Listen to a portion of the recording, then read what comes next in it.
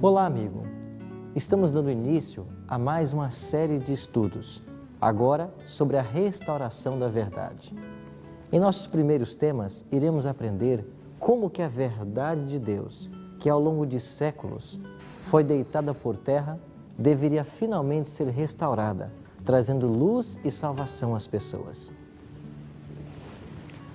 No século XVI, a Reforma, apresentando ao povo uma Bíblia aberta, procurava admissão em todos os países da Europa. Algumas nações a receberam com alegria, como mensageiro do céu. Porém, em alguns países, o papado conseguiu impedir-lhe a entrada e a luz do conhecimento da Escritura Sagrada foi quase totalmente excluído. Um desses países que rejeitou a luz foi a França, o que culminou nas cenas da Revolução de 1793. Aquela terrível carnificina foi apenas o resultado da supressão da Escritura Sagrada pelo homem.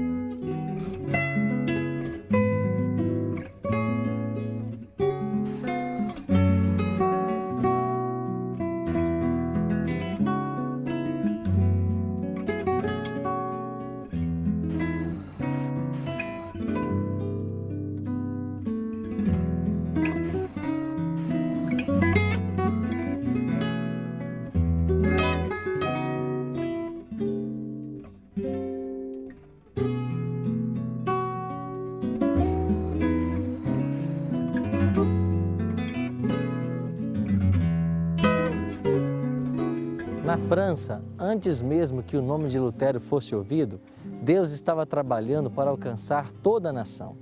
Um dos primeiros a receber a luz foi o idoso Lefebvre, professor da Universidade de Paris e sincero católico. Ele era um adorador dos santos e estava preparando um livro sobre os santos e os mártires, obra que estava bem adiantada. Julgando que pudesse obter auxílio da Escritura Sagrada, começou a estudá-la. Ali encontrou a verdade sobre os santos, mas não como ensinado pela Igreja. A luz da Palavra de Deus iluminou sua mente. Logo, se pôs a ensinar a verdade que aprendera. Lefebvre escreveu: "É Deus que dá, pela fé, a justiça que, somente pela graça, justifica para a vida eterna." Tratando dos mistérios da redenção, ele exclamou: "Ó, que indizível grandeza a daquela permuta! É condenado aquele que não tem pecado, e o que é culpado fica livre. O bem-aventurado suporta a maldição, e o maldito recebe a bênção. A vida morre e os mortos vivem." Houve entre os discípulos de Lefebvre alguns que avidamente lhe ouviram as palavras. Um desses foi Guilherme de Farel. Fora incansável na adoração dos santos, percorrendo em companhia de Lefebvre as igrejas de Paris, adorando nos altares. Mas estas observâncias não podiam trazer paz à alma. Como se fora a voz do céu, escutou as palavras de seu professor Lefebvre. A salvação é de graça, o inocente é condenado e o criminoso absolvido. É unicamente a cruz de Cristo que abre as portas do céu e fecha as do inferno. O bispo de Melx era um homem piedoso e temente a Deus, e procurava então tirar de sua diocese todos os padres corruptos, colocando em seu lugar homens piedosos e cristãos. Ele tinha um grande desejo de que o seu povo tivesse acesso às Escrituras Sagradas. Então buscou a ajuda de Lefebvre, e este começou a traduzir o Novo Testamento para o francês. Ao mesmo tempo em que a Bíblia saía dos prelos de Wittenberg para a língua alemã, o Novo Testamento era dado ao povo da França. E assim, a luz da palavra de Deus começou a irradiar em toda a nação. Trabalhadores no campo, artífices nas oficinas, suavizavam a labuta diária, conversando acerca das preciosas verdades da Bíblia. Aumentando, porém, o número de conversos, os chefes papais trouxeram de volta a fogueira. Esta alcançou um piedoso homem chamado Luís de Berquim. Foi guiado providencialmente à Escritura. Maravilhou-se de encontrar ali não as doutrinas de Roma, mas as de Lutero. Desde então se entregou com devoção à causa do Evangelho. Como o mais douto dos nobres da França, sua influência na corte era grande, pois era favorito do rei. Faziam com que fosse considerado por muitos como destinado a ser o reformador de seu país. Luís Berquim foi 3 vezes preso pelas autoridades papais apenas para ser liberto pelo monarca Francisco I, que, admirando-lhe o gênio e a nobreza de caráter, recusou sacrificá-lo como desejava o clero. Exatamente por esse tempo, uma imagem da Virgem apareceu mutilada na esquina de uma das ruas de Paris. Houve grande agitação na cidade. Multidões de pessoas se ajuntaram no local com expressões de lamento e indignação. O rei também ficou profundamente abalado. Ali estava a circunstância de que os monges se poderiam valer, e apressaram-se em aproveitar-se dela. Diziam que estes eram os frutos das doutrinas de Berquim. De novo Berquim foi preso. O rei Francisco I saiu de Paris e os monges ficaram livres para agir à vontade. O reformador foi julgado e condenado à morte, e a sentença foi executada no mesmo dia. Ao meio-dia, Berquim foi conduzido ao lugar fatal. O hediondo carro enlameado que ia, o rosto carregado de seus perseguidores, a morte terrível para a qual caminhava, não os tomava ele em consideração. O semblante de Berquim estava radiante com a luz e a paz do céu. Vestira trajes festivos. Junto à fogueira, na Praça da Greve, Berquim esforçou-se por dirigir algumas palavras ao povo, mas os monges, temendo o resultado, começaram a gritar e os soldados a chocar as armas, e o rumor abafou a voz do mártir. Assim, em 17 de abril de 1529, a mais alta autoridade literária e eclesiástica da culta Paris foi estrangulado e seu corpo consumido nas chamas por ordem do Papa Clemente VII. As notícias de sua morte causaram tristeza aos amigos da Reforma por toda a França, mas seu exemplo não foi em vão.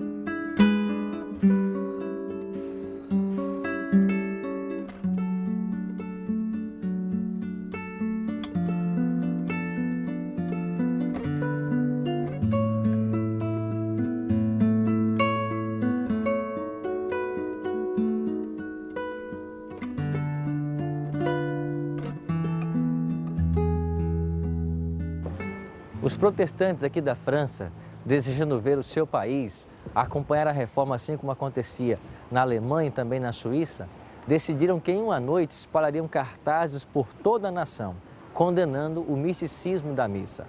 Um desses cartazes foi parar no Palácio Real. E então o rei interpretou mal esse cartaz. E ele, que não havia se aliado então à Igreja Romana, agora toma partido e resolve expulsar da França todos os protestantes. Pastor Tim, quais foram as consequências então para a reforma protestante aqui na França? Bem, a reforma aqui na França era de origem calvinista.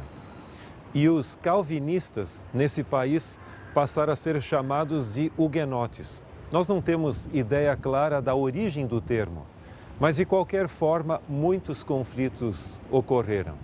Os huguenotes criam que a França deveria se tornar um país protestante. Por sua vez, os católicos viam essa tentativa como uma grande ameaça à estabilidade nacional. Em 1562 foi promulgado um edito assegurando liberdade de culto aos huguenotes, mas que não surtiu praticamente o efeito desejado. Conflitos continuaram. Na noite de 23 de agosto de 1572, começou o famoso Massacre de São Bartolomeu, iniciado aqui em Paris e estendendo-se às demais províncias da França onde haviam huguenotes. Calcula-se que aqui nesta cidade foram mortos 10.000 huguenotes e em toda a França cerca de 70.000 huguenotes.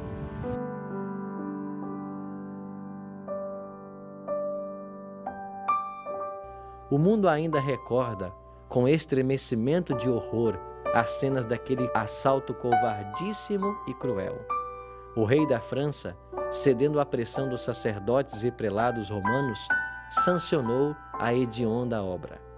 Um sino badalando à noite dobres fúnebres foi o sinal para o morticínio. Milhares de protestantes que dormiam tranquilamente em suas casas, confiando na honra empenhada de seu rei, eram arrastados para fora sem aviso prévio e assassinados a sangue frio. Quando as notícias do massacre chegaram a Roma, a exultação entre o clero não teve limites. O cardeal de Lorena recompensou o mensageiro com 1000 coroas.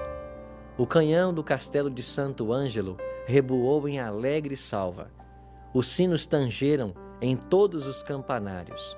Fogueiras festivas tornaram a noite em dia.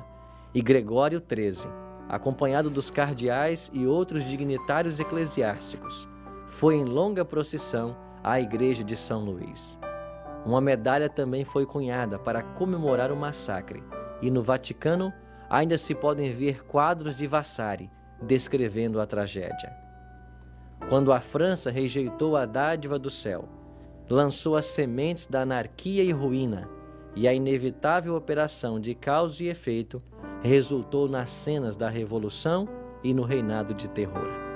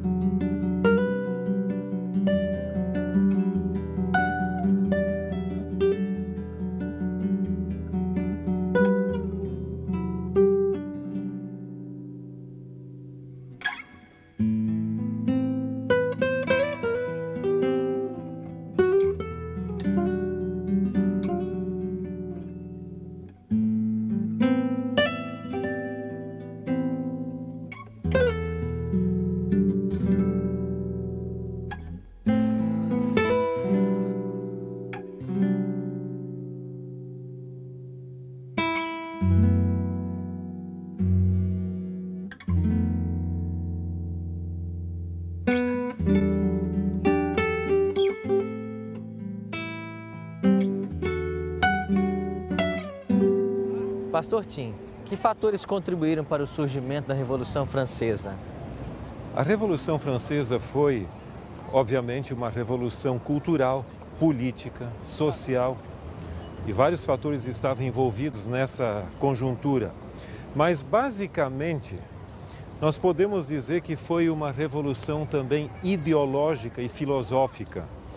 E nessa revolução, no caso, ocorreu alguns rompimentos com valores fundamentais até então mantidos, principalmente em relação com a autoridade da Bíblia. A França já havia colocado a Bíblia um pouco de lado com o morticínio dos huguenotes no século XVI. Mas o que aconteceu foi basicamente um império da filosofia. A razão foi colocada acima das escrituras. E as pessoas achavam que a filosofia e a razão poderiam resolver os problemas da humanidade. Em outras palavras, a Bíblia foi colocada de lado para que a razão pudesse imperar. E isso acabou, as consequências acabaram perdurando por 200 anos, praticamente até que o pós-modernismo acabasse gerando um novo paradigma. Quais foram as consequências que a Revolução Francesa trouxe à história do cristianismo? Como a revolução ideológica, onde a razão estava acima da fé, e o cristianismo é uma religião de fé, obviamente, a religião enfrentou sérias dificuldades nesse particular. Em outras palavras, tudo aquilo que não era historicamente comprovado, pelo que a gente conhecia, pelos anais da história, era tido como mítico, ou místico, como quiser, e deveria ser eliminado. Em outras palavras, teríamos que buscar o verdadeiro conceito histórico da religião. Por 200 anos, essa religião, o racionalismo prevaleceu, colocando o cristianismo praticamente em descrédito. É o que se chama de modernismo. Até que finalmente o ser humano chegou à conclusão de que a razão em si não consegue responder às mais profundas indagações existenciais, tanto do ser humano em si, da própria existência, como a existência de elementos sobrenaturais que ocorrem no mundo espiritualista e que não se tem resposta pela razão. A razão é fria e, finalmente, ela perdeu terreno sobre o impacto do pós-modernismo.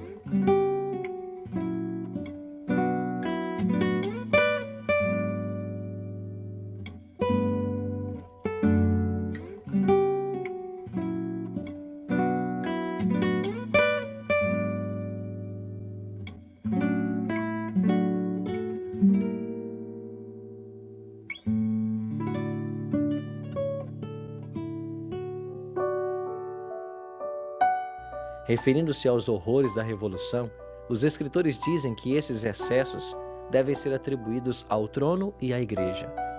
O papado envenenara a mente dos reis contra a reforma, como inimiga da coroa. O Papa advertiu ao monarca de que os protestantes subverteriam toda a ordem civil e religiosa, e que o trono estava em tão grande perigo como o altar.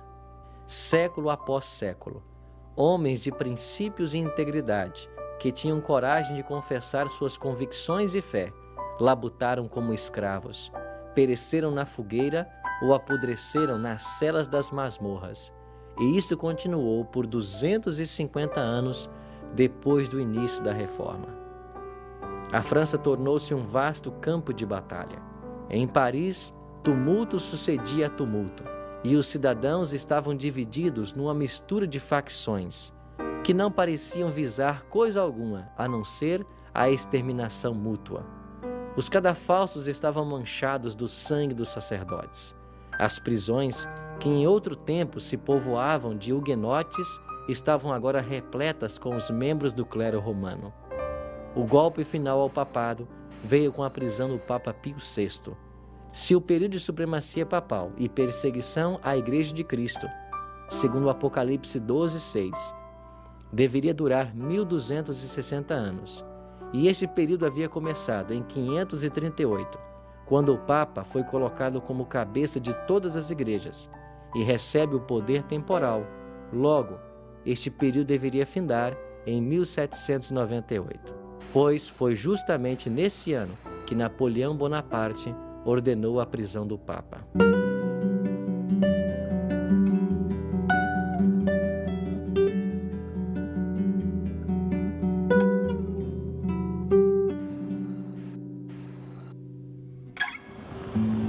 Napoleão Bonaparte faleceu em maio de 1821. 19 anos depois, em dezembro de 1840, o seu corpo veio aqui para Paris.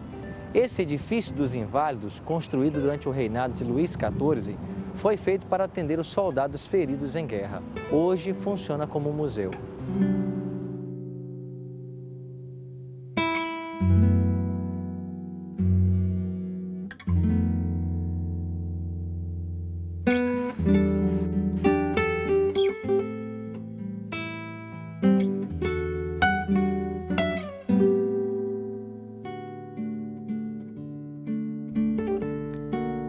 Em fevereiro de 1798, Napoleão Bonaparte ordenou que seus generais Berthier e Servane prendessem o Papa Pio VI na Capela Sistina. Nesse exato momento, estava terminando o grande período de supremacia papal, que havia durado 1260 anos. E aqui nós vemos a sepultura de Napoleão Bonaparte.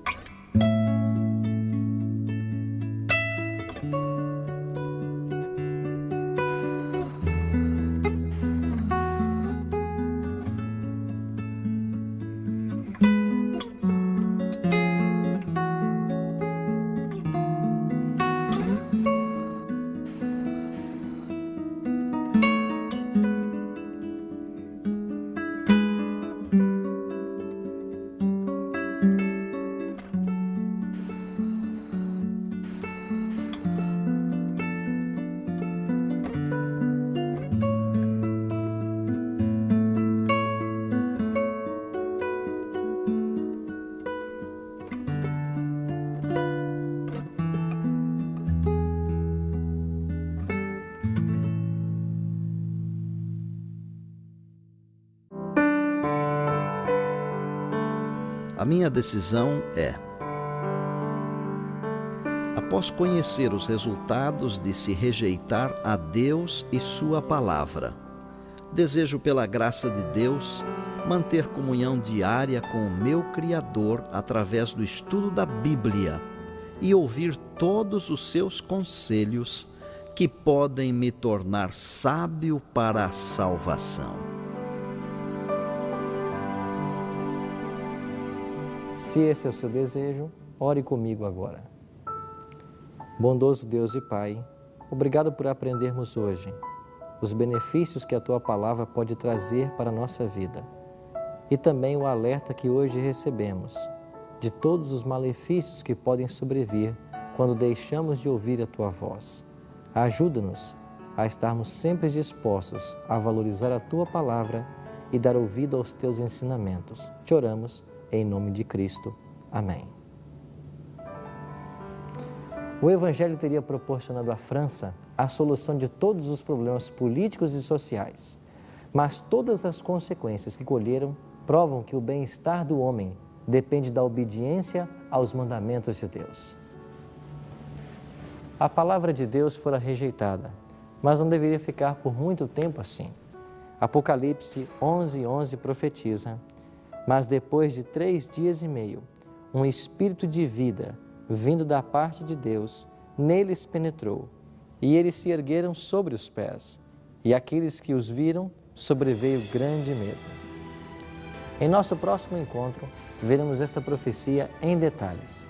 Até lá!